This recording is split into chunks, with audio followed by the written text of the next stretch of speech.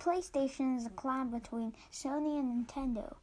Nintendo backed out of the deal, gonna use a different company, but Sony decided to make their own console called the PlayStation. This is the PlayStation 1. It first started with a controller almost exactly like the SNES controller, but after a couple years, they switched it up to the DualShock controller. This is the PlayStation. This is the PS1. It's not the PlayStation 1, it's the PS1. It's almost exactly the same thing, but a little smaller, like a lot smaller, and plus it can use an LCD screen. Then it's about the same. This is the PS2. The PS2 competed against the Xbox, GameCube, and Dreamcast. It was the highest selling one, selling like about 200 million, while the GameCube sold like 25 million, and the Xbox sold like 27, and the Dreamcast sold like 16. I'm not completely sure, but this is the PlayStation 2. This is the PS2 Slim. It is a slimmer model of the PS2, but it is really small. Like, compared to the PS2, it's like less than half the size of it. It's really small compared to it.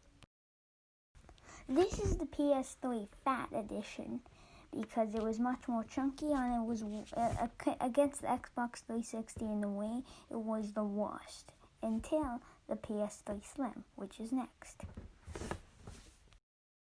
This is the PS3 Slim. It is the main model that actually brought up the PS3.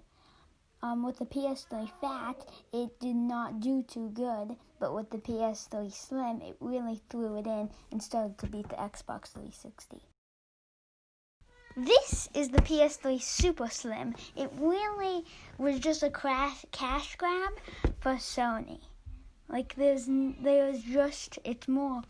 it's just worse. All the feeling of it is just worse. So that is the PS3 Super Slim. This is the PS4. It was the competitor to the Xbox One, which it was much better because it was $100 cheaper and shipped with 4 gigabytes. Xbox thought it was only going to ship with 2 gigabytes, so they were wrong. Sony did get to pull it out with 4 gigabytes. But the PS4 gets really loud, and the fan isn't too good. This is the PS4 Slim. It is a slimmer model of the PS4, which upgraded almost everything to the PS4, with, I think, a cheaper price. This is the PS4 Pro. It is a hunk of a machine, and it is 10 times better than the Slim, and like 100 times better than the original.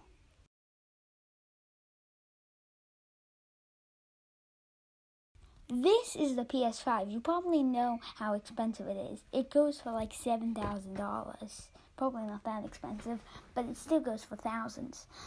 The PS5 is a more hunk of a machine than the PS4 Pro. It can play PS4 games, and the controller is so well done, but the PS5 is so big. I don't think they can slam it down to the PS2 Slim size.